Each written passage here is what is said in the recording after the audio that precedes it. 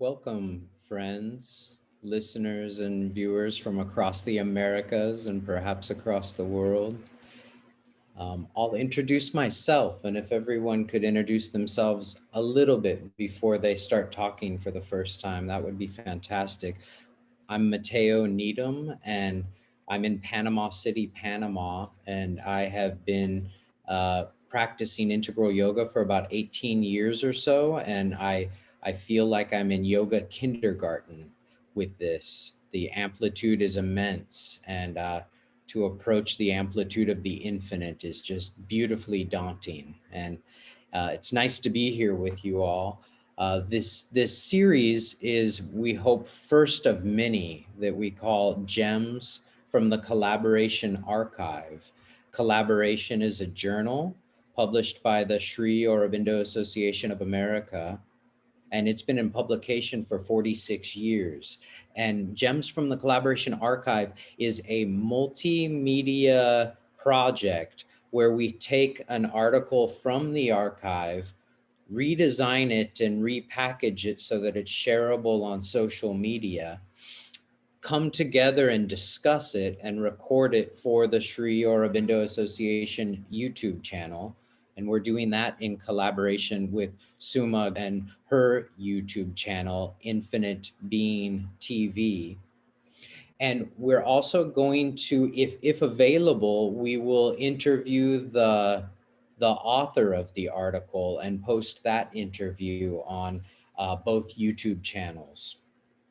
At the same time, we will be reprinting the article in the current edition of Collaboration with an introduction to the Gems from the Archive series. And after we're finished with this first one, which is written by Debashish Banerjee and called Living Laboratories of the Life Divine, after we're finished with this first series and it's published in Collaboration, that should be in subscribers' hands on January 15th, we will take up our next article. So with that, I'll turn it over to Jonathan Kay, who will do a summary introduction to the article, and then Lynda Lester will give a little historic background to the article.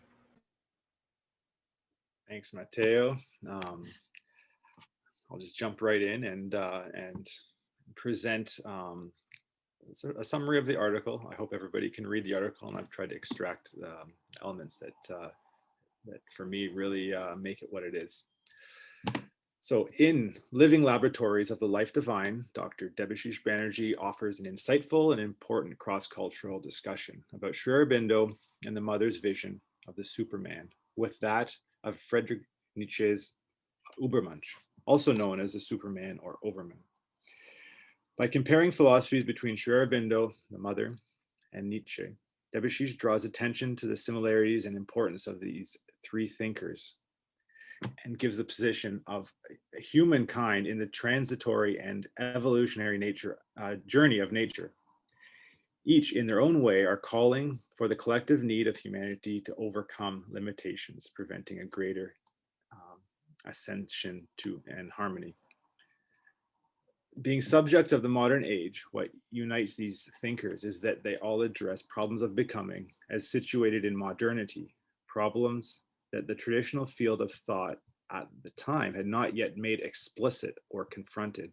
During the times of these thinkers, problems of becoming became more tied to problems of social collectivity and politics due to increasing global interconnectivity, something that has accelerated exponentially in the digital age. What are the social conditions for yoga or transformation into the Superman?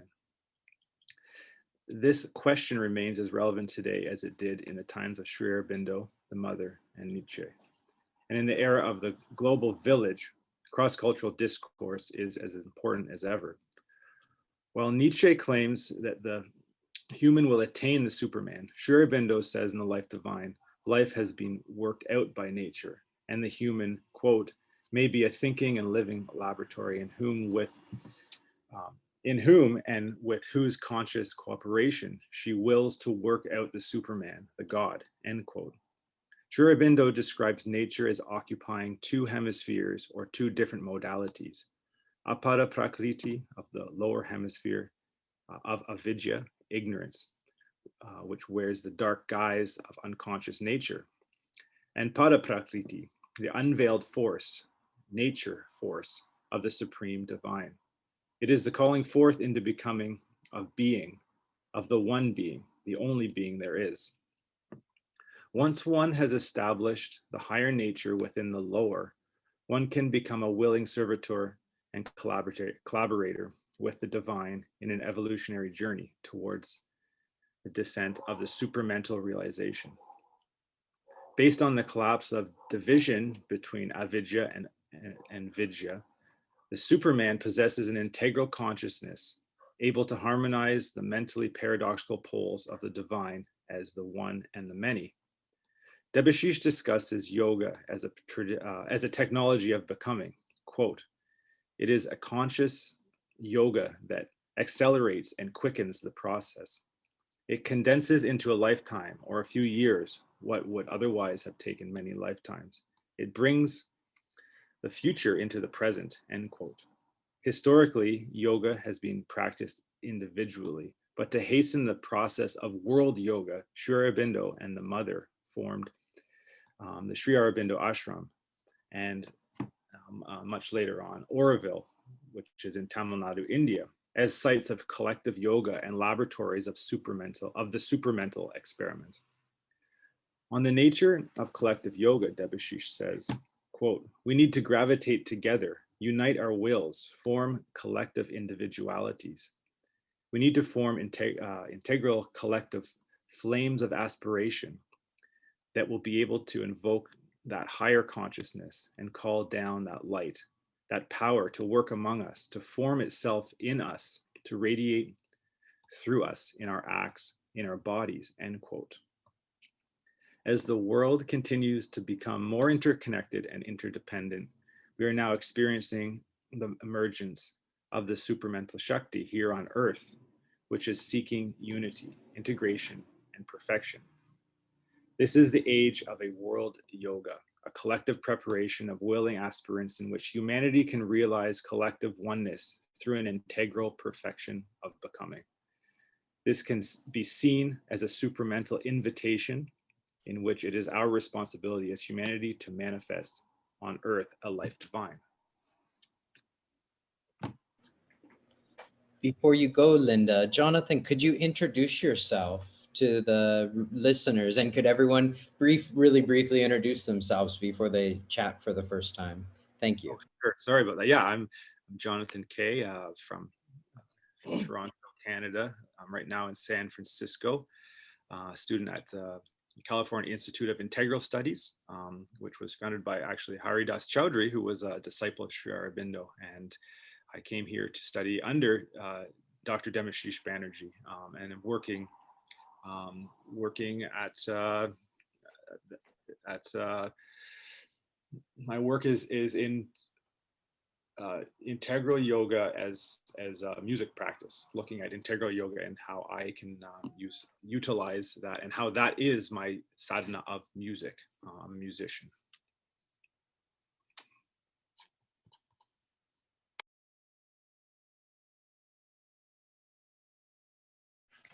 Hi, my name is Alpa Patel.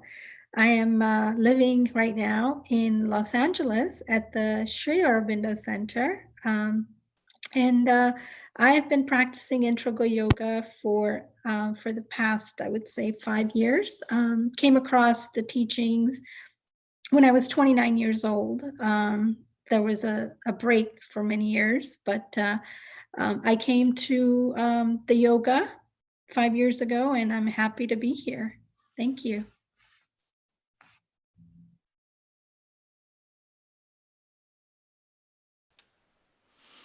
Hi everyone, I'm Marzi. I'm actually living in Germany, and well, yes, I agree also with Mateo that actually I'm also in the Integral Yoga Kindergarten, an experience that I do more or less every day. And I'm a scientist, a physicist, an educator, and I'm actually working on a sort of synthesis of knowledge between science, spirituality, neuroscience, physics, and whatever. And yeah, it's now about 25 years that I discovered Sri Aurobindo and the Mother. And it was a long but very interesting journey full of discoveries, and hopefully also many other discoveries in the future.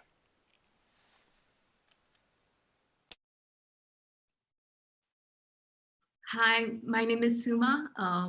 I'm a software engineer, and I do some of these videos on YouTube in my free time, usually on weekends. And I've tried to explore this subject through many different angles, from spirituality as well as science, and interviewed some wonderful people like Marco and Mateo.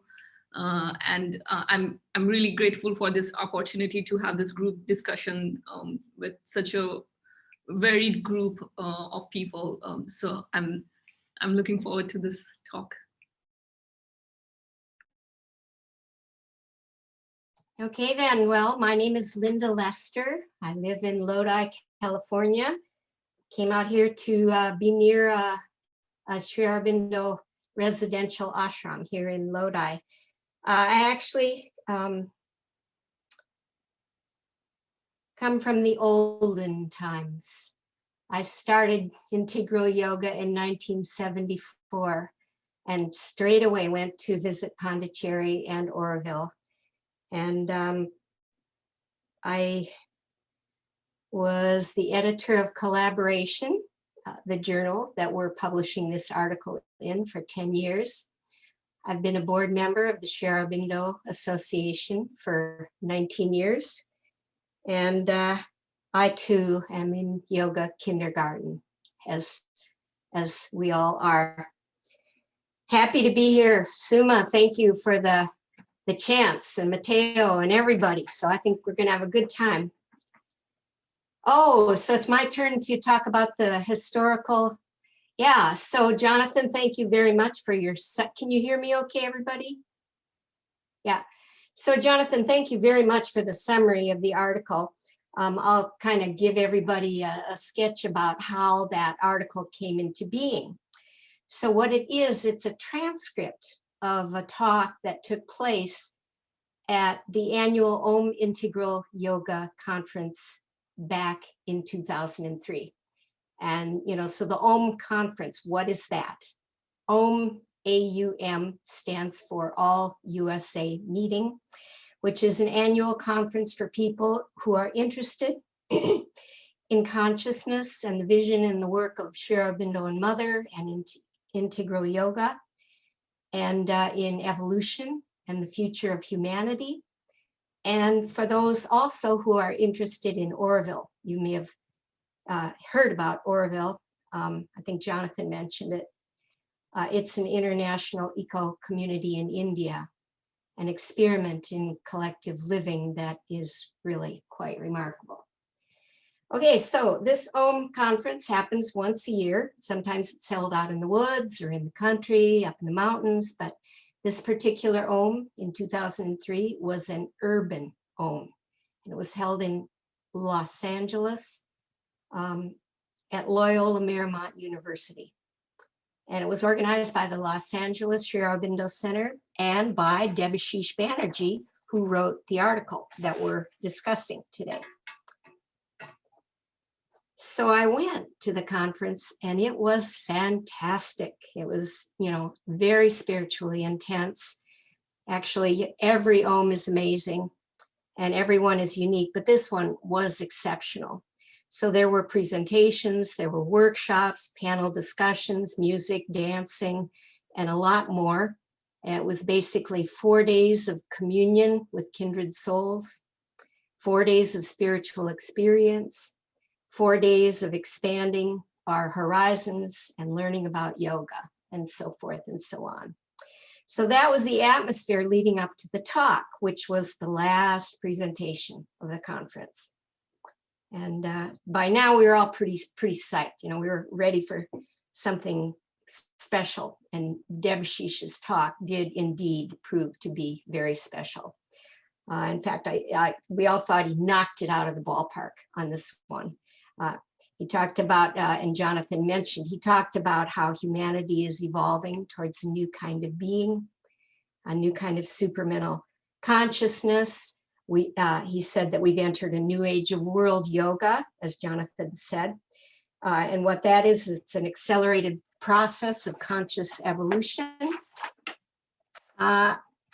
And one thing that was really interesting is that he cited a remark from Sri Aurobindo in 1938 saying that a few hundred people over there in India at the ashram over there would not be enough to make this divine life happen. It'd take thousands of people in many, many walks of life around the world that would be needed for that. And Debashish told us, he said, we're all invited to participate in this evolution, which calls for a rich collective existence.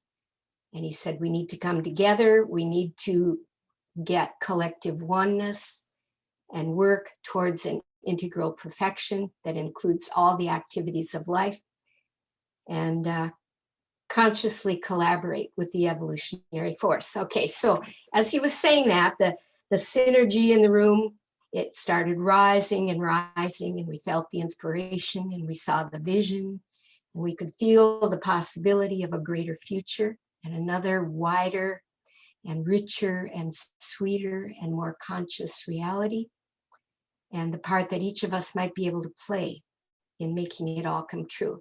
Debashish had that, you know, that power of transmission to kind of touch each of us in our hearts. So Om audiences are not usually noted for giving wild applause after presentations, but when Debashish finally finished this talk, the whole room stood up and gave him a loud and happy and enthusiastic standing ovation. And as he left the stage, and he walked up, you know, the aisle to the back of the room, he walked right by me, and I just couldn't help it. I just gave him a big high five because I thought it was just totally awesome.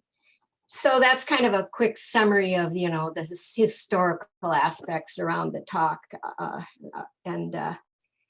So I hope we'll have some fun exploring some of the different issues that Debashish has addressed.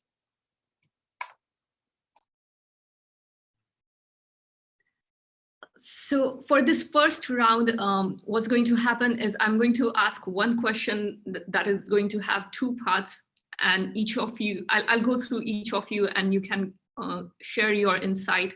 And after that, we'll have a roundtable discussion on whatever was shared and have a group input on about this article. So this question, this first question has two parts to it. The first part is what stood out for you in this article, and the second part is what does it mean to be a living lab of the life divine?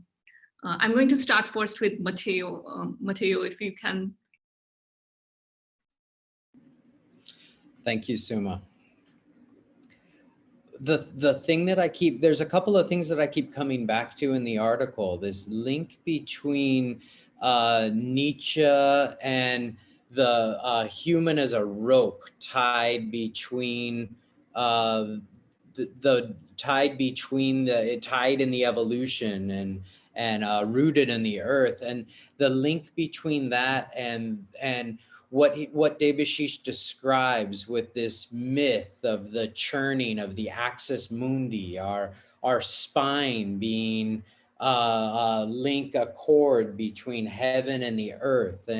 And Nietzsche, one thing that I saw after reading it a few times is he really does ground the evolution in the earth, calling us to do it for the earth. That seemed beautiful and revolutionary at the time. But since reading this article over and over again, actually, I've been feeling that, and and the axis mundi, if our spine is, what is it called? Munda Nanda? I can't quite remember the Sanskrit term, but that myth of Vishnu, the turtle avatar, being basically spiked on the back, and then the whole world churned around this, and all of the poison coming up. And the spiritual evolution, like human beings being a receptacle for not only for the evolution, but also absorbing all the ignorance and falsehood and what comes out of that. That's probably one of the two things that really affected me from the article, and the other is what Jonathan and Lynda both talked about, that the aspiration of the collective, the necessity of surrendering to the divine consciousness, which I didn't see in Nietzsche, in the quotes from Nietzsche at all. And I do not know "Thus spake Zarathustra" well. I really encountered it for the kind of the first time in depth with this article. You know, of course I had encountered it before, but not like the way Devashish addressed Nietzsche's thought in this article. So aspiring as collective pods to be what Lynda brought up, that 100 sadhaks in an ashram in India with gurus, with everyone doing pranam to the guru. It's like that's not going to affect the spiritual transformation that's on its way. But all these little pods and circles of yogic aspirants who want to surrender their beings to being the conscious collaborator in this evolutionary process. That's probably what inspires me the most, and is the point of practice that I want to pick up on and be with deeper and deeper. And how do you practically, like, what does it mean for you to be a living lab of the life divine? Well, that's just it. I think what we're doing right now, aspiring together, if we can aspire together to not only be that individually, but be that together, and to like really practically work to be in closer touch with the divine, the immanent divine, the divine that's inside of all of us. So in that, the practices that stood out from the article are surrender and aspiration, and those to me aren't words. Those are deep forms of practice that take take trying 1,000 times a day if needed. It's one of those things. It does start with for me, it starts with a mental or a heart-centered sensing, but practicing surrender and aspiration are two practices that help me get at it. Thank you, Mateo. Alpa, can you share what stood out for you in this article? You know, for me, what stood out was, like Mateo talked about, aspiration, surrender.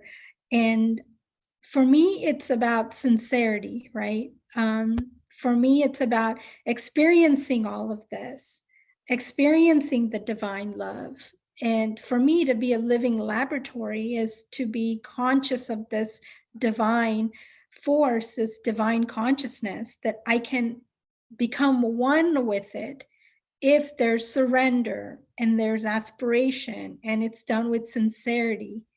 To me, sincerity is a big word, and Mother puts a lot of emphasis on the word sincerity. And I think because when we practice sincerity, you're operating from some level of truth. It's like, it's truth for you. It's like an eternal truth that, you know, and it's a very personal thing, you know, nobody can see it. It's something internal that you are living through. And for me, living laboratory is the conscious effort or the aspiration for that, to have those experiences of the divine, of the oneness, and living it so that we can experience the oneness. And collective, I think, I haven't really thought much about the collective because for me, it's such an individual experience. But, when we get together in darshan days and satsangs, there's this in collective meditation and being with like company. I think it is very powerful, and it does help with my practice of yoga and the sadhana.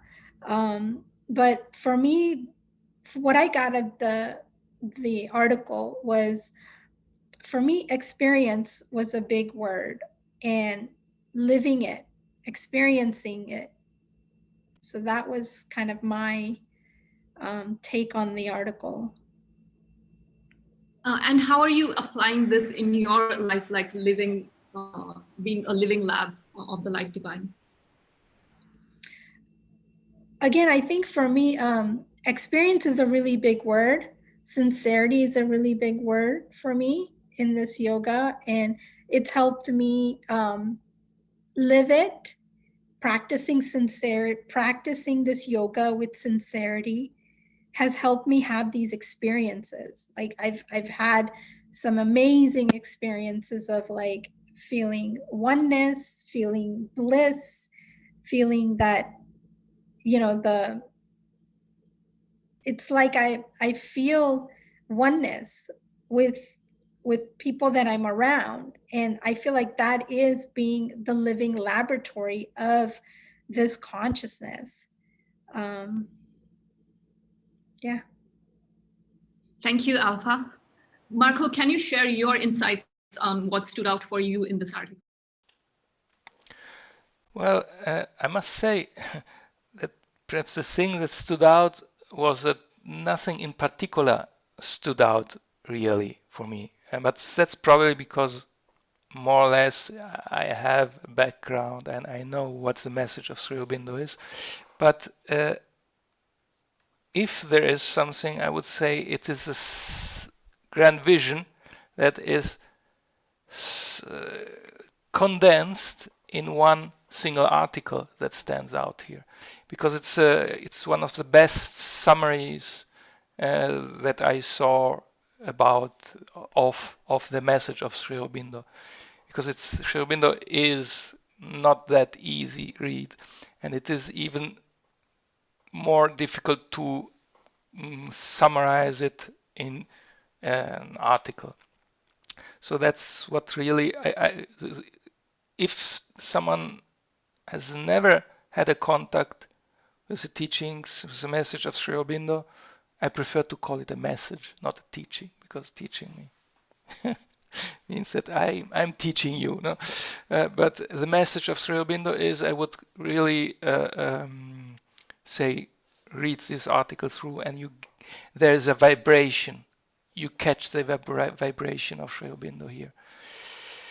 And if there is something in particular, perhaps the only thing that was this distinction between the two types of nature. This I was left a bit in the background, and I'm rediscovering this now in modern times. It's becoming really more and more important, the difference that we should expand our idea of nature. Nature is not just trees and plants and just put a plant on a table.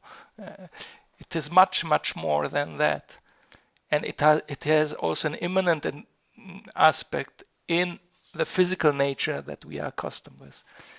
And there's a problem. We have lost a contact with nature. Not only that we may have too much contact with a paraprakriti, lower nature, we should find our way towards this higher form of nature. Well, yes. So what was the other? Yeah. Okay. How do you apply this in your life, like being a living lab of life divine? Yeah. very practically, it is the attempt, I say attempt because it's still not very successful, to be always concentrated on, always on the divine, on the idea, also the idea of the divine, without feeling nothing. And this is something not easy to do because you are continuously bombarded from the outside, from the, you feel it also, these vibrations that come from the outside and all these suggestions, especially now in our times with all this COVID thing. And so there are also a lot of negative suggestion, and to sheathe us from this and to keep this inner contact with the divine and have always the thought on the divine. That is what I'm trying to do. Still working on it. We'll let you know how successful it will be or not. Thank you, Marco. Lynda, can you share your insights on about this article? What stood out for you? Yeah. So what hit me about this article was the metaphysical. It goes way back to the beginning of when I first started having mystical experiences when I was 22 years old. And at the time I was an atheist turned agnostic. And I had no explanation for these, weird states. So I started reading a lot of books to find some answers. And the books that describe the deepest mystical experiences also described the world as a place that was fundamentally flawed and full of suffering, and it was false, it was an illusion, it wasn't even real. And what was real was some kind of ultimate being beyond manifestation, a transcendence, a featureless oneness, some kind of empty nirvana. So the thing to do was to get rid of your ego, your individuality, your conditionings, erase yourself completely, and head for that transcendence. And if you're successful, if you're lucky, you can stop reincarnating, right?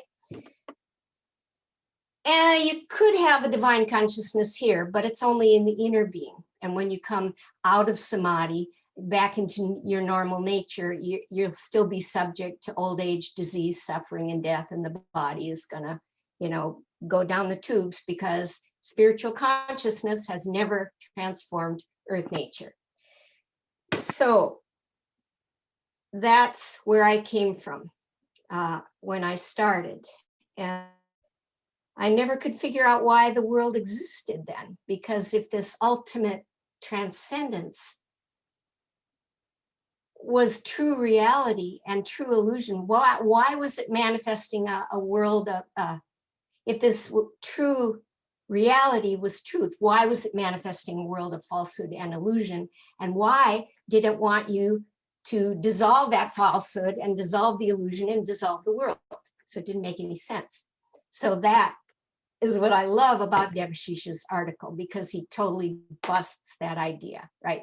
He presents Sri Aurobindo's vision, just like Marco said, summation of Sri Aurobindo's vision, in which the world is not a mistake, it's not an illusion, it's an evolution of consciousness, and its aim is the progressive manifestation of God.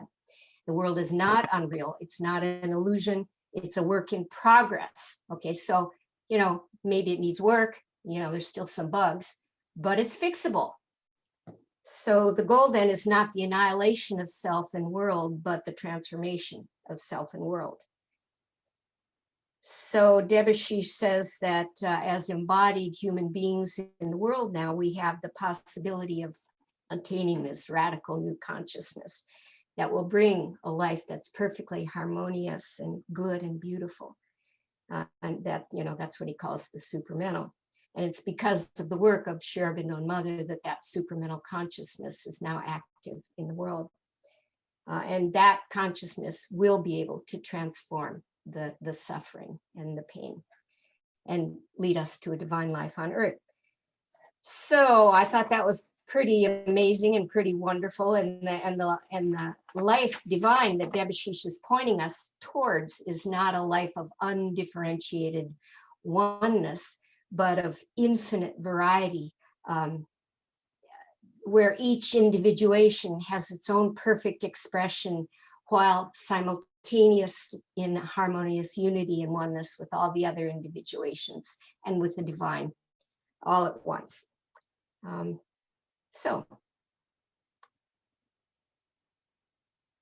it's not, we're not the ones that's going to bring that life divine here. It's the supramental Shakti, as others here have said, that's going to do that. So it's up to us to collaborate with that Shakti, that evolutionary force, to participate in this new phase of evolution, which I just thought that was really great. And that gives a pretty deep and heroic meaning to everyday life, which I find inspiring and wonderful.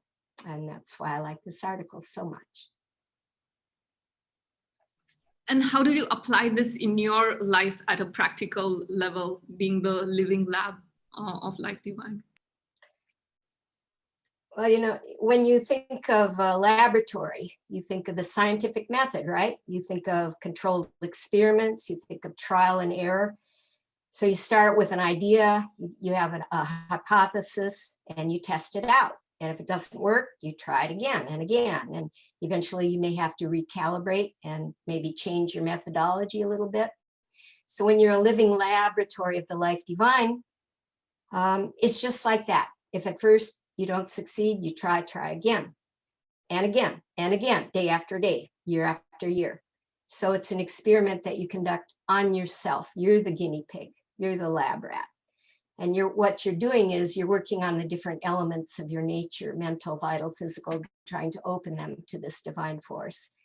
And what you find out, though, is you know, it's like an endless science experiment. There's always more work to do, more refinement that's needed. And the finish line keeps receding.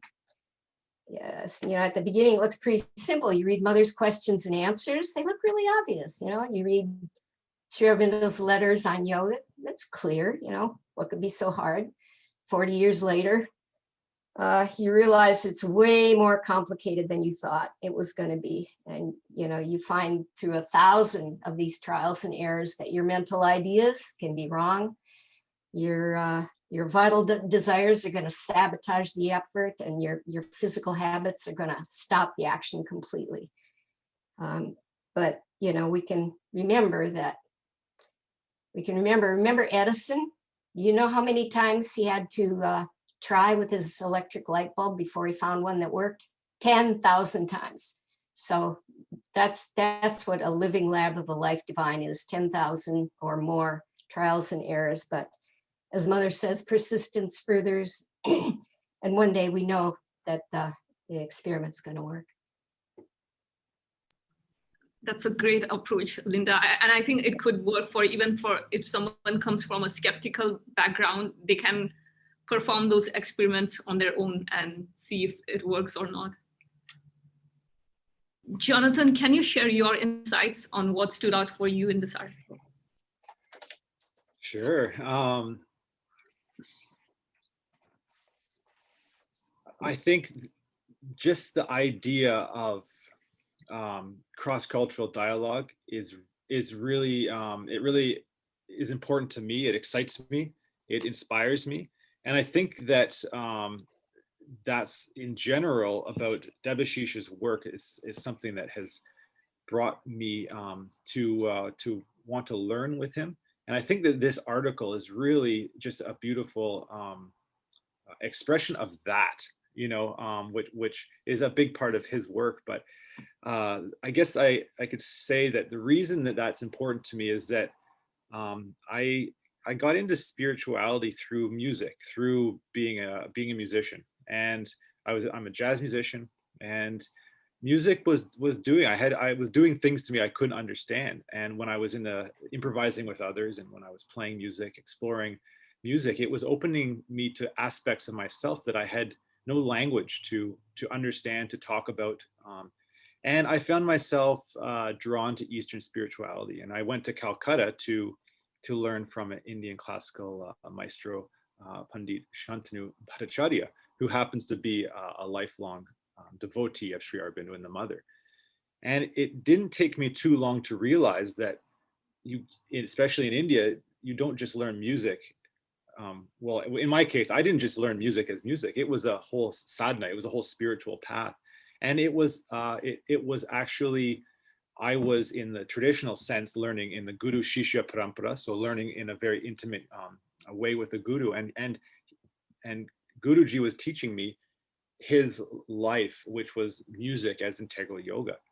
And so I started reading Sri Aurobindo and the Mother and found that this, there's just so much resonance. There's so much openings that it was leading me towards. It was helping me understand the way I was learning this raga music as well. And so I found myself between these two worlds. And so the idea of this cross-cultural dialogue became very much embodied in me. And I play jazz still, I play Indian classical music, but I also look for how they can influence each other, how they can affect each other, how you can bring aspects of both into resonance with each other to create something different, And so part of me coming back, I lived in Calcutta for 10 years, and part of me coming back to North America was really consciously engaging in my Western side again. Because in India, I really immersed myself in that process. It was a very intensive, and it was really the whole container. Now that I'm back in the West, I wanted to consciously engage in these questions that were sort of inside of me. And so I think that just off the bat, this idea of the benefit of a cross-cultural dialogue, I think is really, to me, is quite an obvious avenue to help, first of all, understand ourselves in such an interconnected, such a multicultural and a global container now. And also to take that question into what are the social conditions of yoga? How do we practice yoga? And how has that changed since the time that these thinkers, Sri Aurobindo, the Mother, and even Nietzsche's questions, how have things changed since they were addressing these questions?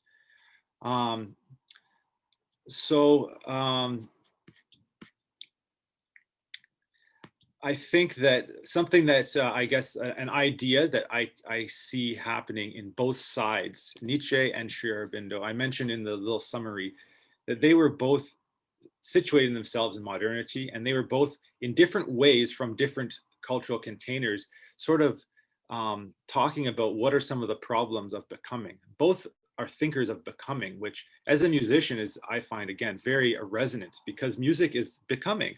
It's you're always in flow. You're always in time, right? It's not a matter of a static image or something like that. And any art, everything is in time, but music really is, I find, a great a way of experiencing and thinking becoming.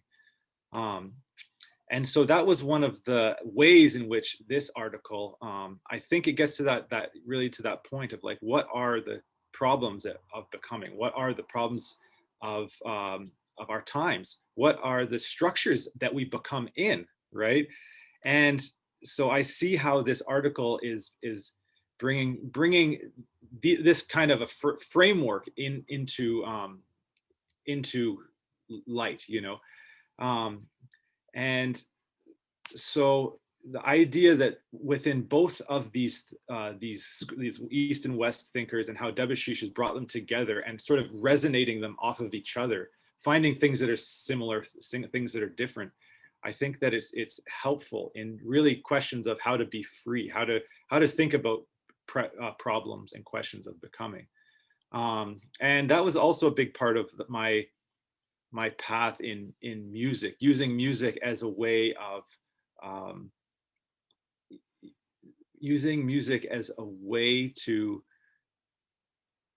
to embody these questions in a way, to act them out, to become them, in a sense, become the question. And to me, that's what the function of art does in my life, or music does in my life.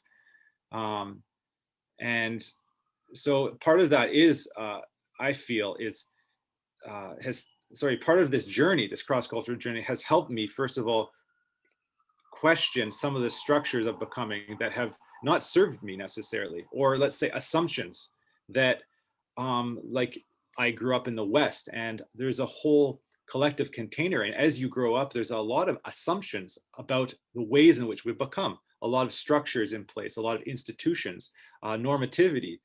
There's a lot of things that are keeping us looking at our potential and the ways in which we are in a certain sense. And when we talk about getting into a critique of modernity and like the critique of neoliberal capitalism and how it overconditions us as consumers, and almost it is controlling our subjectivity in certain ways. These are questions that became very important to me. And so in these two thinkers, and in the process of yoga, I find that this is all very much embedded in my process, and how yoga is really is a way of engaging in ideas of freedom and subjectivity, sort of being able to have the control to create structures, so sort of to take down the structures that don't serve us, to create new structures of becoming. And I've done that through music. Okay, so I guess I've sort of I've blurred the questions here because I'm talking about practical things. So what does it mean to be a living laboratory of the life divine? I think that I also, first of all, want to say that all the things that were mentioned by everybody so far, I am completely in agreement, and feel that the basis of all of this praxis, all of this, these, let's say, confronting these kind of bigger questions, I think for me, it comes from, you know, what was already said: serenity, aspiration, surrender. And I think that that example that Lynda just gave about the sort of I would call it the subjective science of yoga, using yoga as a technology of becoming, but it being experimental. And so I guess that would be the way that I would say that I feel that I'm engaging in this sadhana, in this, like, sort of being the laboratory, is really consciously being experimental, which is another way of saying, how can we push to our horizons? How can we sort of push beyond some of the these assumptions, or some of these habits that sometimes keep us moving in circles? Whereas for me, it's not about a circle. Circle isn't so productive. It's more about a spiral. It's more about, you know, Nietzsche talks about the eternal return. It's the eternal return of difference. When you return in that circle, it's like you're actually, there's another level there, you know, it's an evolutionary spiral, you know. And so I think that that's where, you know, this idea of setting, like, the canvas of the experimentation is life. But again, I feel that music has become something that is a way that I can organize this canvas in a way, and I use that. And so I am an experimental artist as well, which is why maybe I see things in that kind of way, like, which sometimes means you have to deconstruct things to reconstruct them, you know. But I think that the important part is, and this is what I learned in India, is that you can't segment you can't segment yourself into many different little nicely formed containers or little boxes, you know, which would be more of a rational function, you know, the way in which the modernity has grown from the idea of rationality being the highest measure of all things, the idea that everything can be inframed, and, you know, and so, you know, that's what Heidegger goes on to call call this age is like the age of the world picture. Everything is being flattened into these little boxes and framed. And so I think that music, to me, and all the other aspects, all the aspects that I am cultivating in my life, whether it's cooking or studying philosophy or music, or being in a collective, in a group conversation, I mean, it's all comes down to not having these boundaries, and trying to see how all of these processes are really different ways of knowing, and how they can sort of interact. And I think that from the interaction of these things is that you start to get a feeling of different ways of knowing that aren't necessarily privileging privileged over the other. Like rationality isn't privileged over feeling or like heart center, you know. It's sort of like, how can they all be in their place and exist together? And so that's to me is a challenge, but it's something that I'm trying to do, as in terms of the life as a canvas, not just one thing. So would you say that your living lab is kind of applying this to all facets of life? Right. Yeah. I mean, yeah, that's exactly what I'm saying. And I think that to be more clear about that I feel that the idea of the integral, and how do we get to know that? I mean, it's a paradoxical, to the mind, it's a paradoxical state. And so, like I'm saying, it's not something the mind can't segment things off and say, well, this is the integral. We just draw arrows between these boxes. You know, it's more like, how can we bring these into resonance with each other, and how can they be porous? Like, we sometimes need to have a more smaller canvas, like let's say a subject like music. Sometimes we need to go in and say, well, this is our canvas. This is the laboratory right now, you know. But I think that the yoga is asking things to be porous and things to resonate and interact with each other, and sort of sometimes grind up against each other, sometimes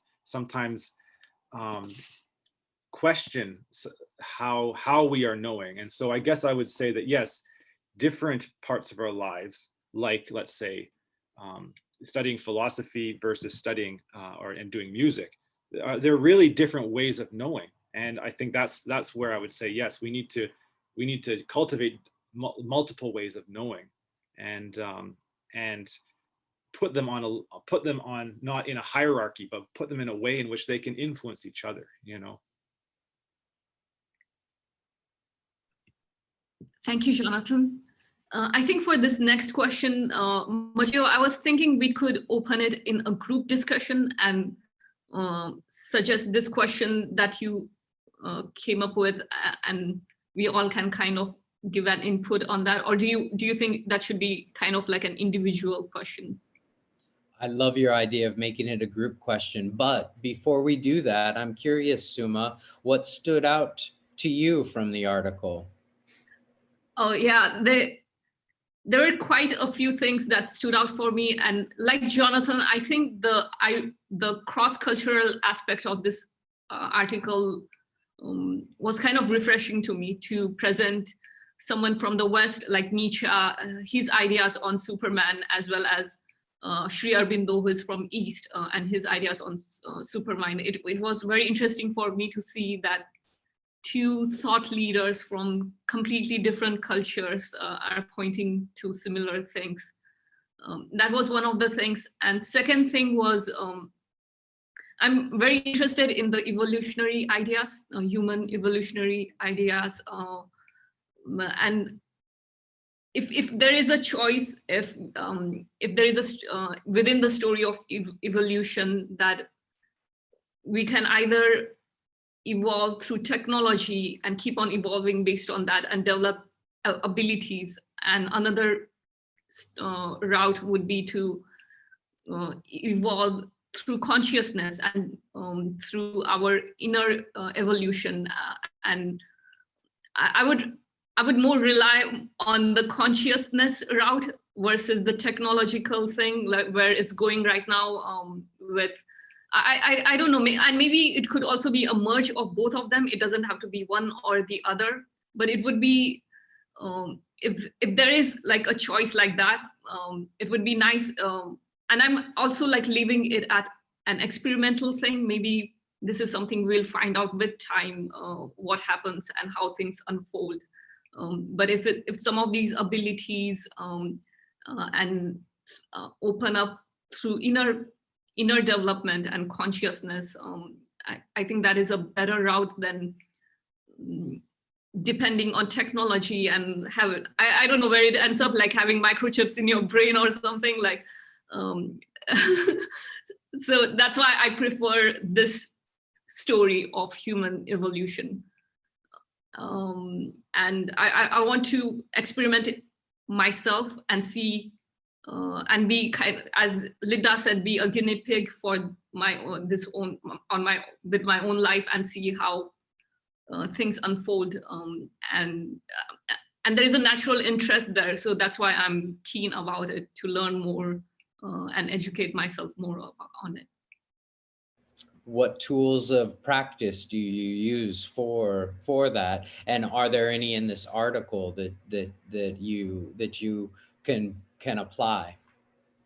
About that, I think what Marco said kind of resonates with me. The idea of like, I like when it's left open versus being like, someone is teaching you and you have to follow like set of rules, because that's where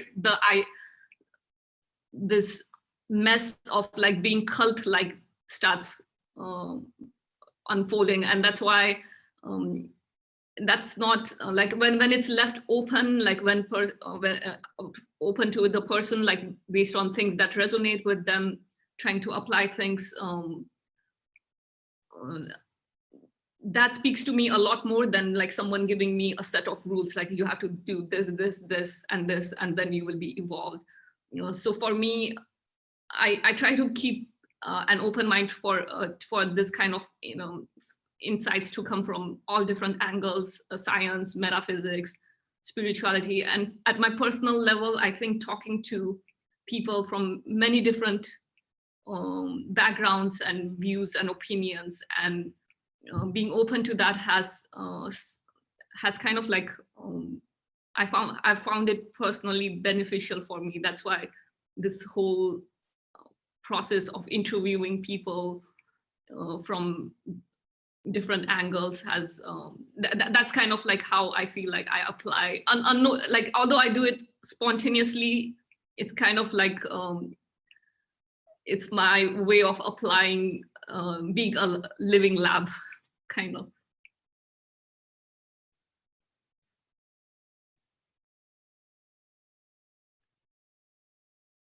So this next question, I'm going to open it up for the whole group. Whoever feels called to answer this, please feel free to chip in. And this question is by Mateo. So the question is, how can we experience the unity of collective consciousness?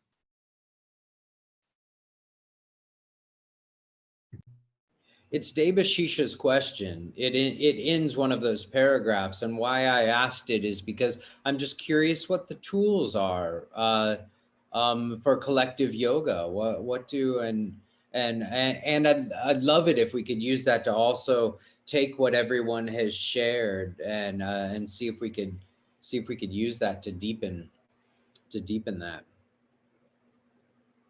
And I'm really open for anything if anyone else has other suggestions of how to engage this article as a roundtable discussion.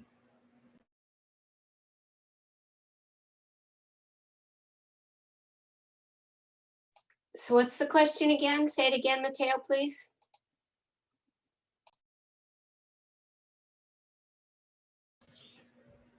How can we experience the unity of collective consciousness?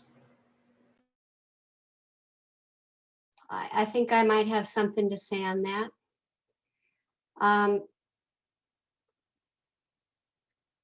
When you feel that unity is when you go deep within, and when you go deep within to the psychic being, you start to universalize out and you start to feel one with all the others. So the question is, how can you do that in a group?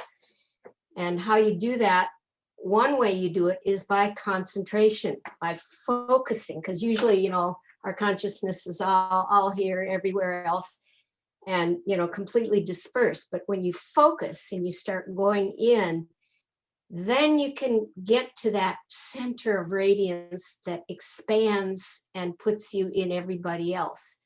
So what are some of the ways that is done? Well, one of my big ways, I'm with Jonathan, is through music. So I happen to be a fan of a musical group called the Grateful Dead, which has an amazing ability to bring everybody into this field of oneness. You get 7,000 people, 10,000, 20,000, 55,000 people vibrating in in a beautiful wave of love and harmony, and you look at each other and it's like looking at yourself. And the band and the music and the audience, they all become one being. And how does that happen? It's because the consciousness of all these people is listening to that music, listening to that line of music, and that focuses the consciousness, and it takes you deep within. So it's kind of magic, but we're not at a Grateful Dead concert all the time. How can we do that in our meetings? So in the Aurobindo Association, some of the ways that we use are to simply meditate or to read a poem by Aurobindo, anything that focuses the consciousness back to center and then goes down. So, in a group meeting, you can have this little protocol where, there's a lot of discussion going. You say, stop, step back, let's meditate, let's go deep within.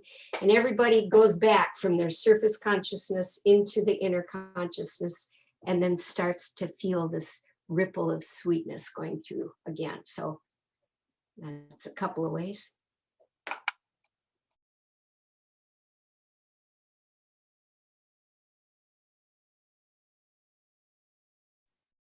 I'd like to add,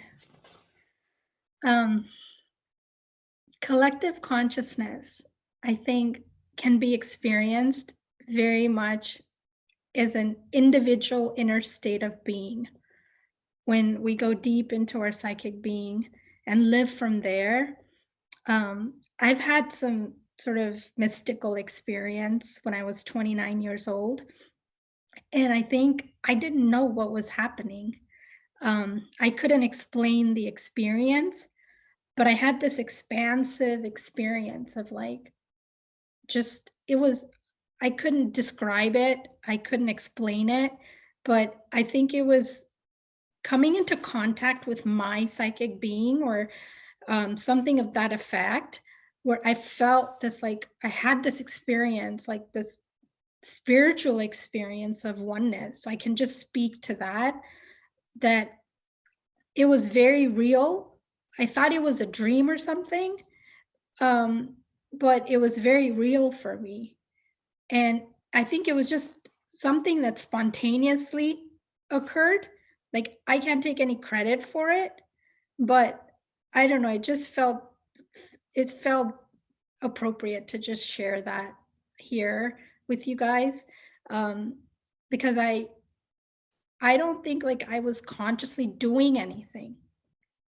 It just sort of like sprang about. It just kind of came out. And it was like an individual thing, right? But I felt this collective, like I felt this connection with like everybody. I don't know, like, but it was such an individual thing. I wasn't in a group meditation.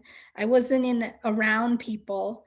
But I think that there's some connection with just our inner state of being and feeling that collectiveness, like that being one with everyone, or feeling that from within, but not relatively speaking, like you're with other people.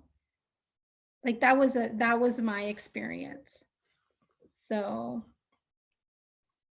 collective can be experienced in a very individual way. I don't know if that makes any sense, but yeah, that was it.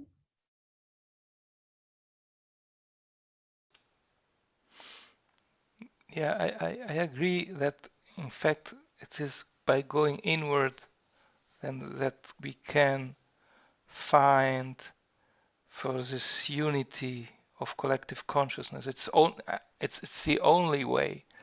But the interesting thing is that there are different paths how to get inward. And I might tell my experience in this sense. When I was a child and I was in holiday with my father, and we were walking along a very dark street. We were not at our home in a big city, but in Sardinia. It's a place where you have a starry sky. And I looked up and I said, look, well, what's that strange cloud there? And he said, no, that's not a cloud. That many stars. I said, no, no, no, that cloud there, but it's a Milky Way, he said. I went, a Milky Way? What is it?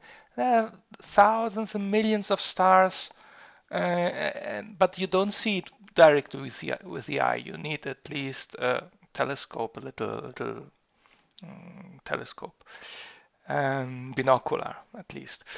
And in that moment, when I was looking at the Milky Way and I saw this gigantic, monstrously gigantic space, I got into an identification. There was a sort of contact with something that is one and yet shows itself in a billions of stars. So it's a one in multiplicity, a unity in multiplicity. This was one of my most powerful experiences as a child, from a philosophical point of view at least. And when I read Vedanta, because before coming to Sri Aurobindo and so on, I read first Vedanta, where they tell you you are the one without the second. There again you have this sense of unity. It made immediately a lot of sense for me. I was immersed myself in this. And then it is almost a self-evident fact that there is this unity of a collective consciousness also in the human life, in this planet, in the animal life, on all life.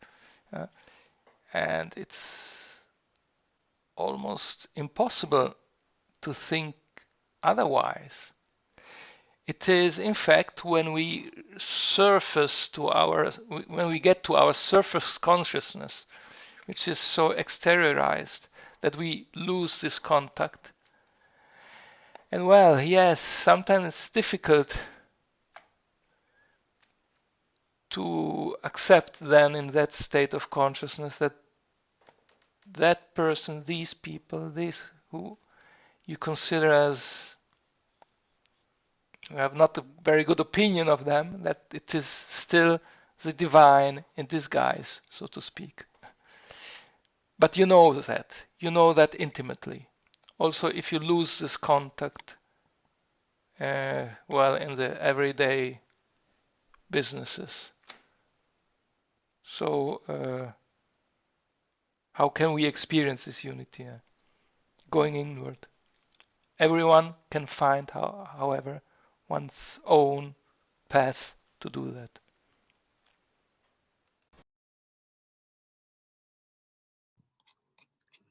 Yeah, I could jump in and I guess continue that thread in the sense that you know, in the summary I gave, I wrote that traditionally yoga has been individual. So like the ascetics ideal, you know, the idea that we can go inward and have these experiences in which we are connected to everything, a truly cosmic identification. I think the question when it comes to then the collective is that even though the individual is experiencing this, how is that translatable into a collective field? Meaning that how do we not allow it just to exist within ourselves? How can we communicate something of it so that others can come into relation to it, right? And I think that at the end of Sri Aurobindo's life, he talks and writes a chapter on the Gnostic community, which would be made up of Gnostic individuals. And because these Gnostic individuals have worked on themselves, had these types of experiences, there's an intuition, there's a process in which there's an openness to the other, right? But it's also later developed a little bit by the mother and through Orville into collective yoga, like an explicitly collective yoga, which I think is a conscious way of adding another level to the Gnostic community, which is like the individuals, like we are saying, need to go within and find themselves and find the divine in themselves. And then there needs to be a shared aspiration. There needs to be something in which the field of collectivity can exist in, you know. And I think that's where Aurobindo is a really beautiful example of a place that it has a very porous sense of what it unifies it. I mean, there's a charter. It's not like a huge scripture or a teaching that you say you have to memorize this and act like this, which would be more of a religious approach to saying these are our commandments and you live by them, and they're sort of a transcendental status, meaning that they're not questionable, really.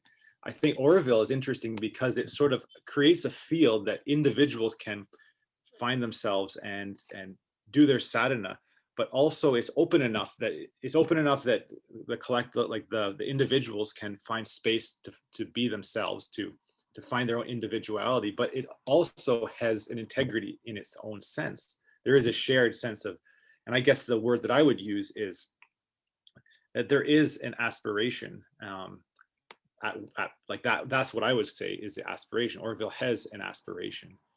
And they're not telling you what to aspire for specifically, other than the divine, yes, but it's not, there's no specific rules or specific ways in which you do that, you know?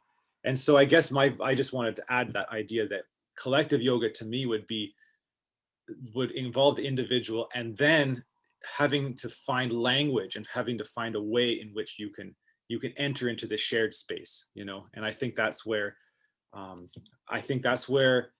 developing language of these types of experiences, these individual experiences, so that people can resonate with them, can feel them, you know. And I think art is a great way to do that. Music is a great way to do that, among others, among conversation and you know, just being together. There's a lot that happens when people are doing things together, you know. But that's all for now.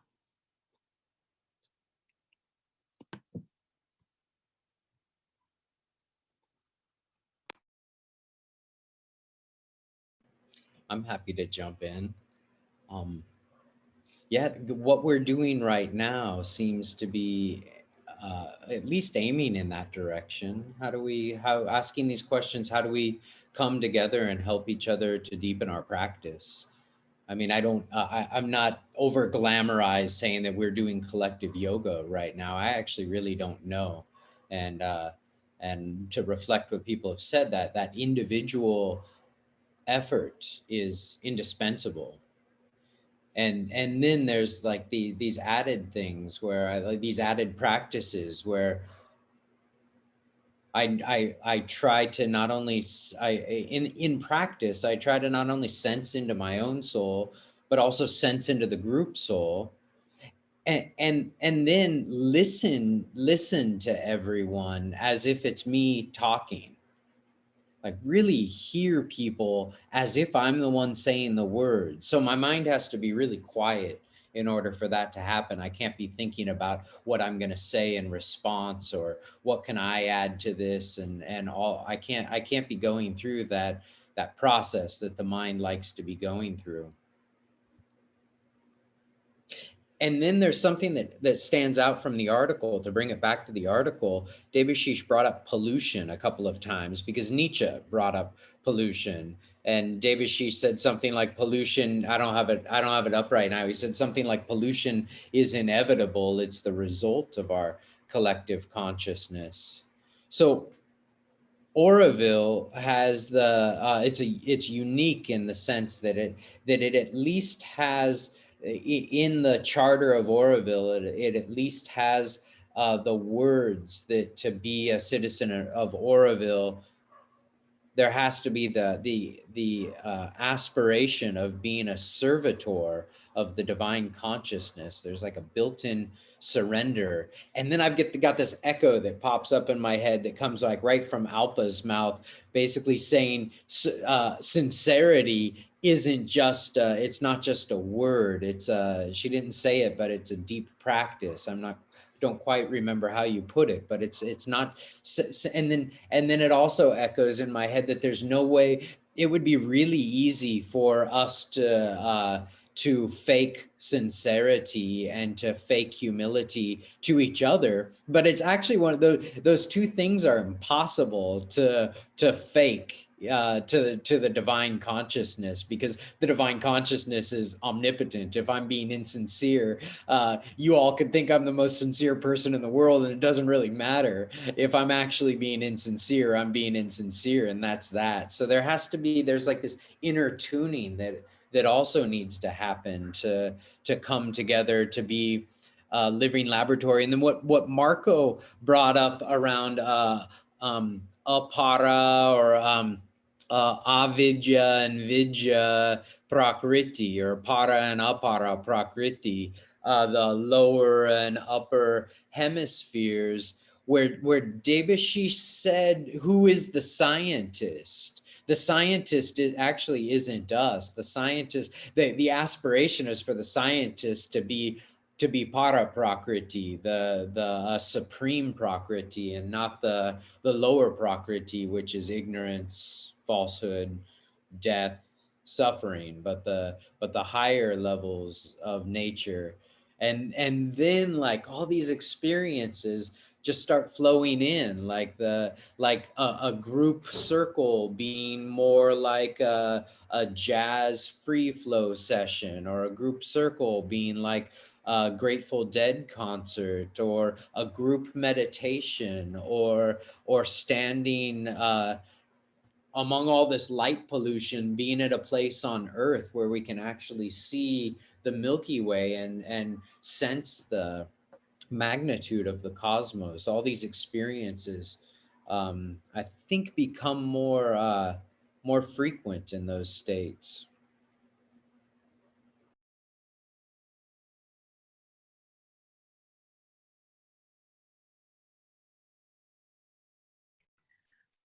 I wanted to share that, and maybe it's just another perspective. To me, it seems like the unity consciousness, it's always there. Like even if you're sincere or insincere, it's always in the background. And it's other things that get added on the top, which creates a sense of separateness. But that is also like a manifestation of unity appearing as something. So I feel like no matter what we do, what practice we do, that is always the background. The unity is always there. We may not have to do anything special to get there. It's always there. That's my perspective.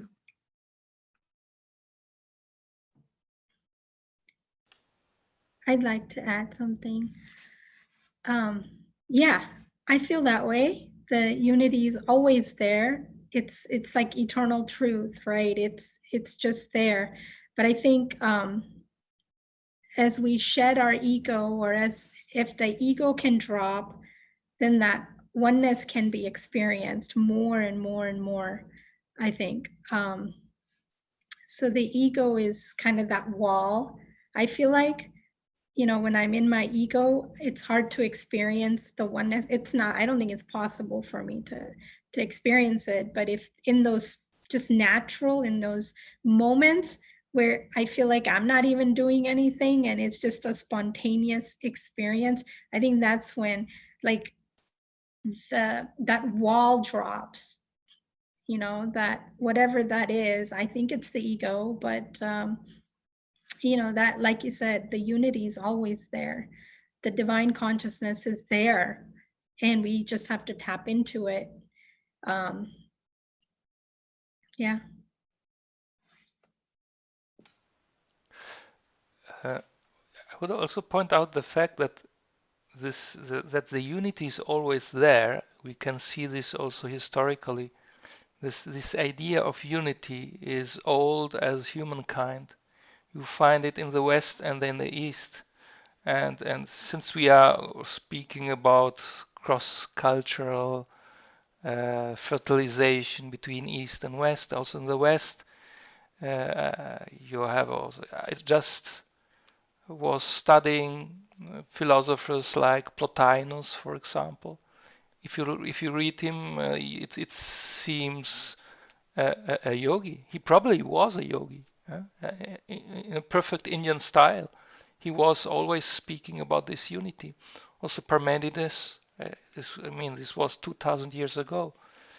Also then later, philosophers like Schelling or Schopenhauer, they were speaking of the world soul and the world will, meaning this unitarian spirit acting in the world and the cosmos in all its existence.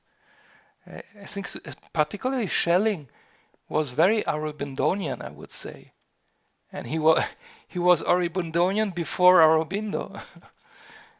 Even though these, especially this letter in the 17th century, they were more philosophers, not yogis. I think they had a higher mind experience, but not all the full-fledged experience that you have through a yogic experience like Sri Aurobindo had.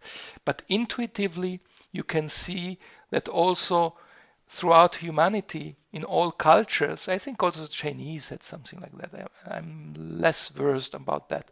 But the teaching of the Tao, yin and yang, the sense of unity, it's impossible that it means nothing if it is something that was present in all cultures and in all times. It cannot be a coincidence. It means that if there is something from inside out that is acting and that is suggesting to our mind and to our culture that it is something very concrete.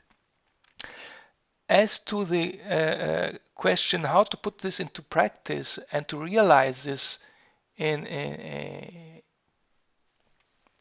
our actual very polarized and divided society, I agree that also Auroville is an example, bringing people together of very different cultures, of very different languages, religions eventually also, even though Auroville is not religious, has no religion as such, but of very different, with very different skills. By the way, I also remind that Mother had this project, this is still not realized, of this University of Human Unity. And this is still lacking. Perhaps this could be an example of how we can work on a very practical way, down to earth, in making something to realize also this human unity. For example, by realizing this University of Human Unity, where people from all the countries come together and study together. Yeah? Probably in your Auroville or wherever. That could be an example, just one.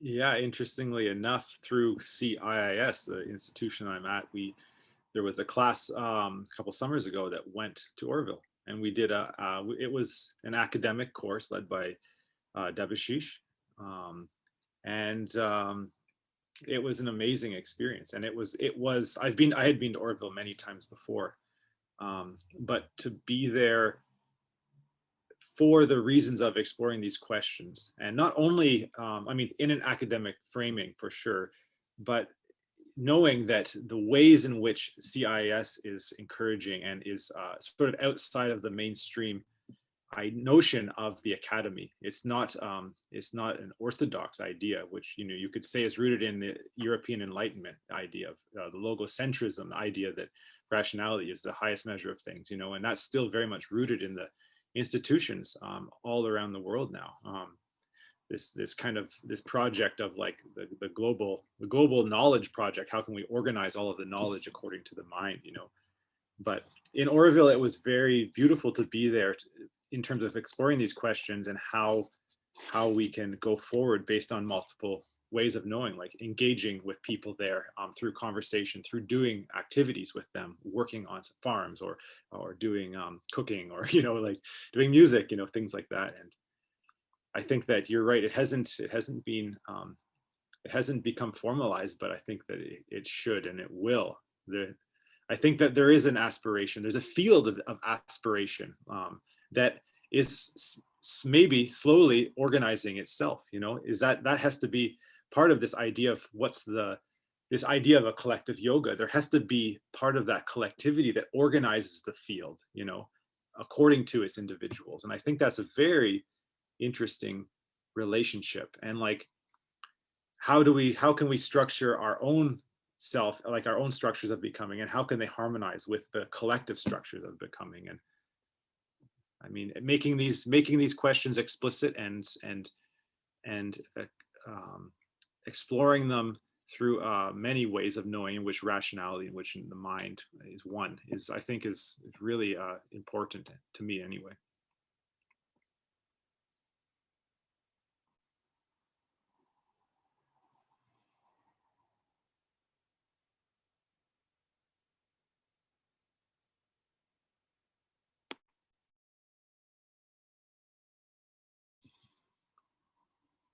I have a question that came up just now, in terms of, we're talking about Oroville, or let's say even the Pondicherry Ashram or Lodi, certain centers, certain areas in which these questions and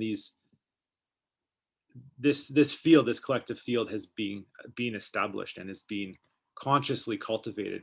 I wanted to ask how everybody, when we're not in places like that, how are we feeling about, like, how is it harder or easier in terms of to do yoga, to do like yoga, integral yoga, when we're not in those communities? That's really a question that comes up a lot, because I've spent time in the ashram in India and in a little bit in Lodi and in Matagiri. These places, it seems like having that collective field is so beneficial. And even amongst other ashrams and other spiritual communities. But sometimes when I'm in the middle of San Francisco, it's a lot harder to feel that collectivity, and therefore feel like, what are we working towards, you know? And I think I've been challenged in these ways, and I was just wondering how people are feeling along those lines. I'd like to share. I'm staying here at the Sri Aurobindo Center of LA in the cottage in the back. I would sort of agree that the collective, the atmosphere here, it's helping me for sure. I went to Texas to visit my parents, and it was hard to spend time reading or spending time in just books or reading Savitri or just things I normally do when I'm here.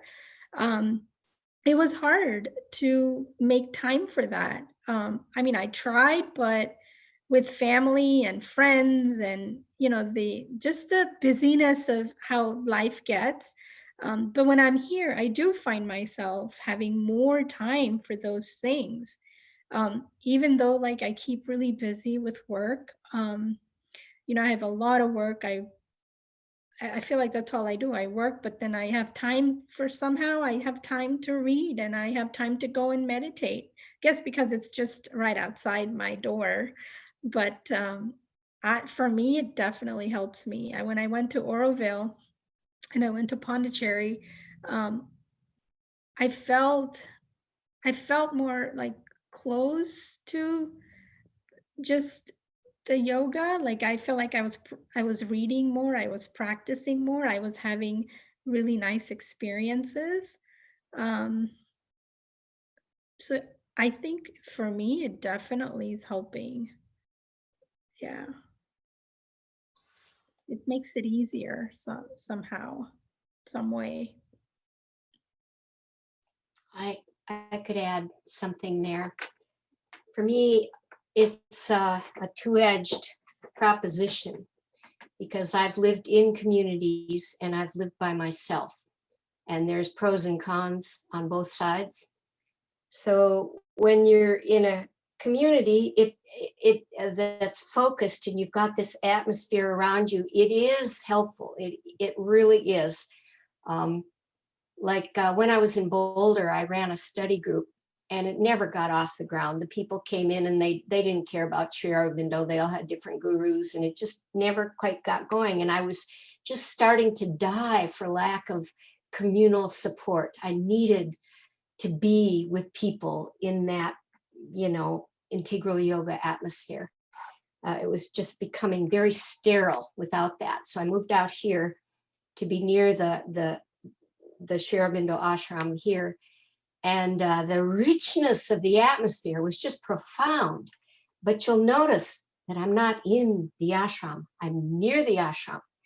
Because what I found also living in communities in the past was that you have a swabhava and a swadharma. You've got a nature and a dharma that's yours alone. And you have something to do and ways of evolving along your own unique path. And sometimes the community can just squish you to death.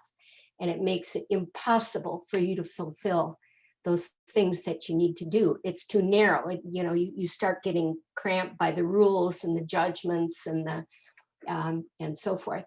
So the compromise that I came up with was to be a satellite, was to be near the ashram and to be able to go several times a week and participate in the meditations and be near the relics room where the vibration is just so rich and lush, and have the fellowship of all those people. Northern California, the number of people aspiring to this particular integral consciousness is higher than probably anywhere else in the country, and I can feel it, and that's very helpful for me. And it's sufficient that it supports me while I can yet live on my own and pursue the things that I need to.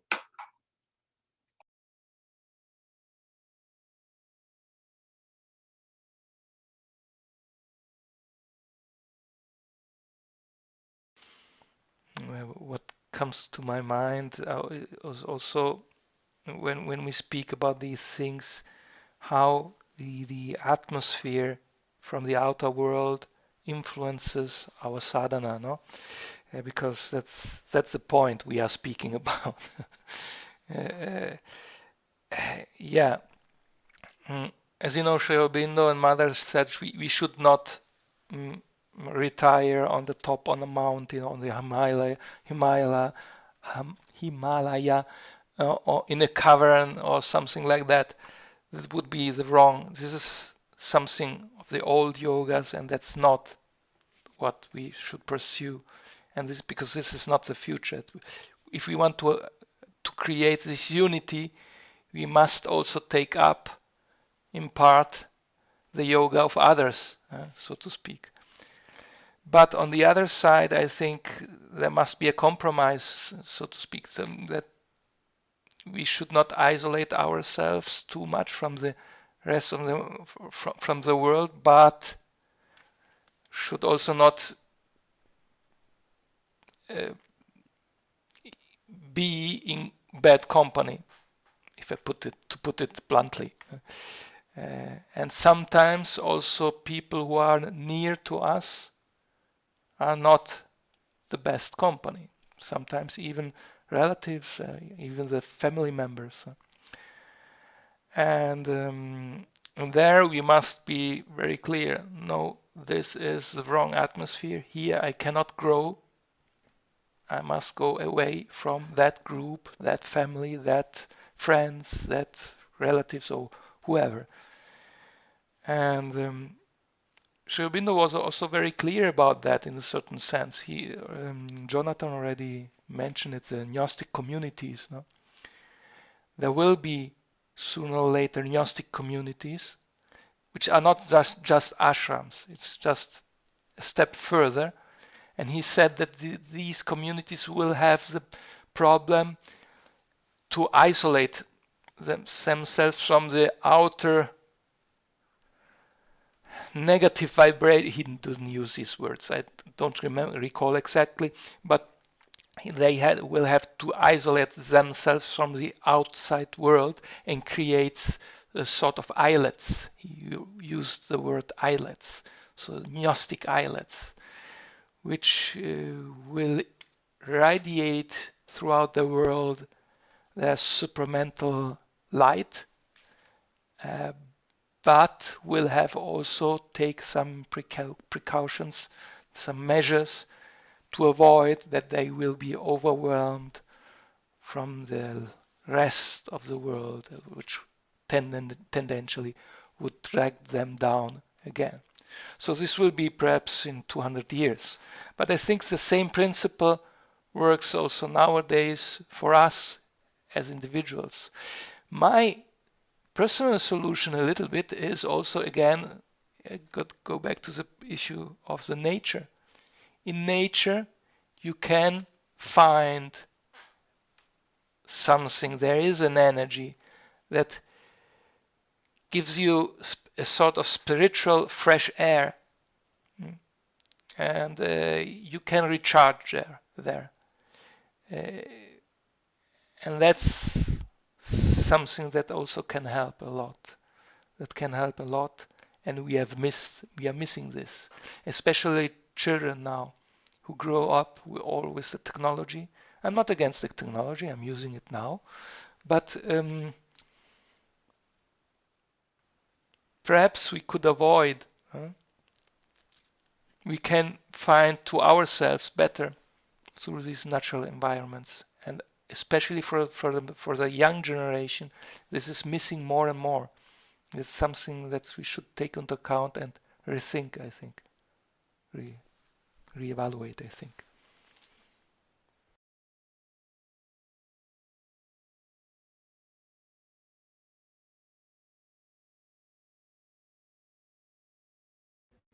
I think back to the comment again about pollution and the idea of the ashram.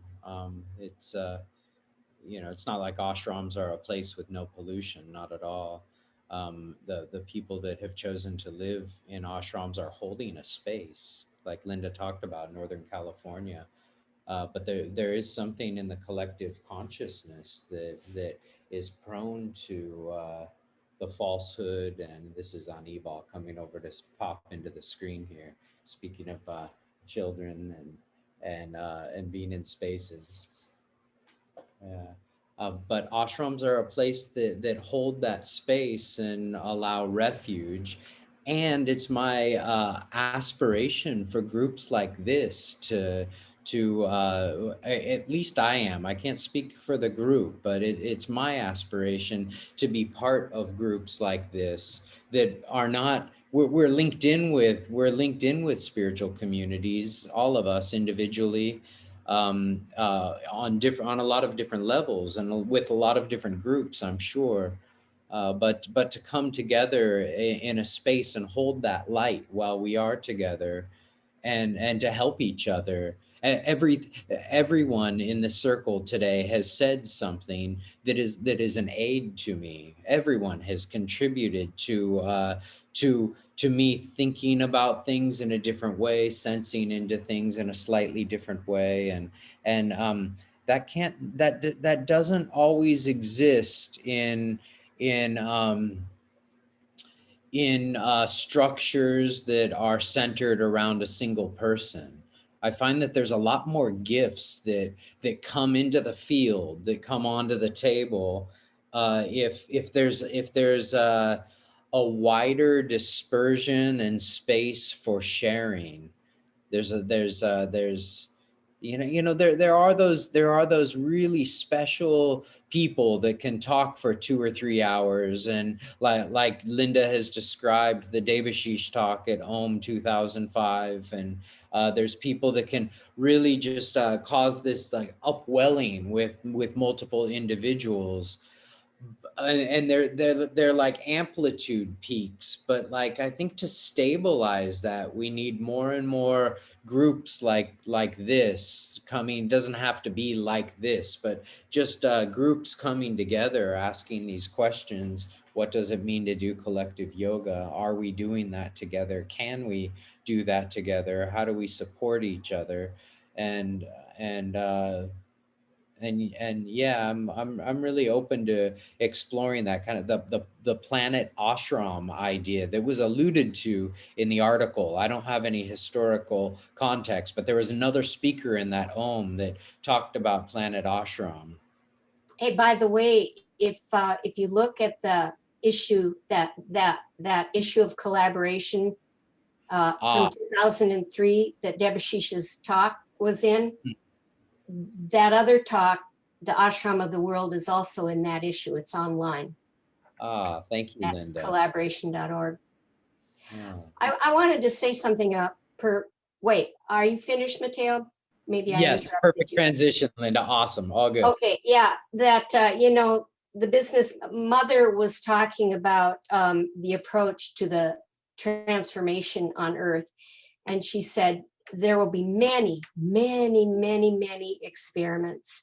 And back to what Debashish said in the article about there will be thousands of people walking in many different paths that will be necessary to establish the divine life. So Mother said there will be many experiments of nature, and it is perhaps, this is a quote, it is perhaps the multiplicity of approaches that will open the gate. So all the different approaches taken together are going to be necessary to manifest the complete divine, so that any of these efforts towards collectivity and unity, they're all adding fire to the pot. They're all and each one of them is like a necessary part of the evolution. So we can all be happy about that. I guess I would ask then, we're looking at how nature is working this out, and nature means everything in motion, so humankind as well, like the ways in which, like the Anthropocene, the idea that humans at this point are over determining the ways in which this nature becomes, and I guess that's just one of the big questions, is that yes, in the biggest picture, in a non-anthropocentric kind of way, nature is working itself out, and I feel that that's very that's there's a lot of power, and there's a lot of there's a way in which I feel that I can really root myself in that. But there's also a side of me that is questioning these ideas, because not these ideas, sorry, the ways in which we are over determining ourselves. And so are we allowing nature to work itself out, or are we imposing ourselves and only one kind of nature is working itself out across the whole world? And this idea that how these questions that we are asking, are they really going to be heard more and more? And that's where it's like, will there be an evolutionary break? And will this, the ideas of becoming divine, becoming Superman, is it something that we just have to not worry about in terms of our own continuity? Because that worries me a little bit. I think that, well, we've come so far, and we have, you could say, through all these experiments, through humanity, we've learned a lot, but are we actually acting on that, And it's a big existential question. And I don't know, like in this time period, I feel that a lot of the structures of collective becoming are not serving anything but the elite few, and it's based on power and money, and that's where I sort of brought up earlier how it is really a matter of energy, of like, we are working towards something that is not, that we're sort of working upstream, which is fine, but what if the torrent becomes so strong we can't work effectively?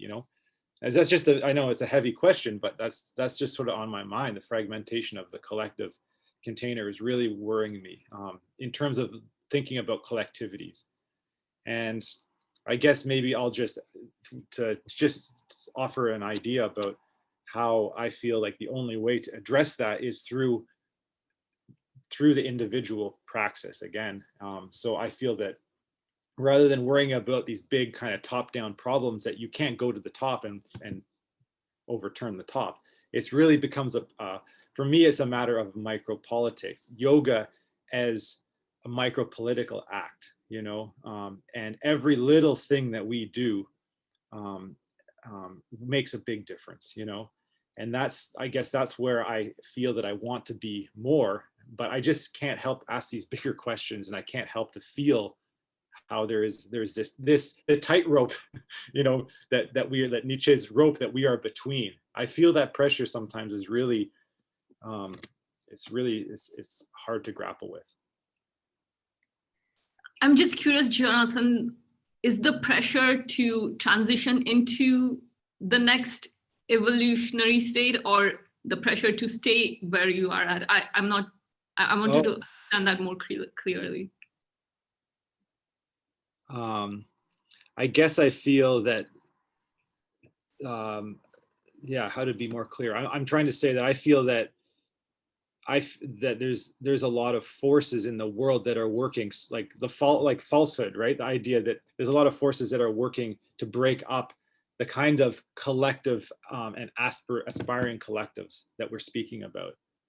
And there's less, to me, it seems like there's less and less breathing room for that because of this over determination of late period capitalism, neoliberalism, and making us subjects in the light of that, you know. And so it takes a lot of energy, right? It's sort of like there's a struggle, which is, again, these are all existential problems that have always been there. So but I guess I'm just expressing that yes, it's something that I feel there's an urgency. I feel a certain urgency for this to happen, because it may not in some way. I'm not ending that very cleanly, but it may not happen in the way with us, you know, like humanity is between this pressure. I guess that's what I'm trying to say.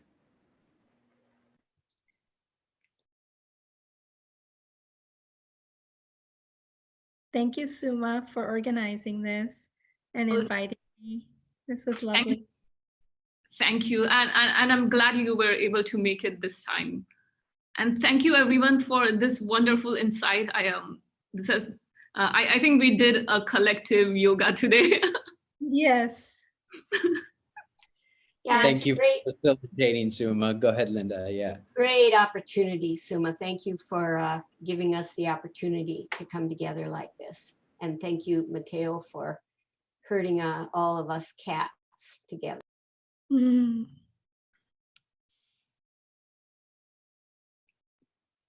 Thanks, everybody. Thank you. Thank you, was everyone. inspiring. And there will be a link, Mateo, for the article. We can post it below the video. Soon. Yeah, it's not up on the web yet in shareable form, but it will be soon. And as soon as it is, we'll include it as a link on both YouTube channels. Thank you. I'm really grateful for all of you for participating here. And I look forward to some more interactions.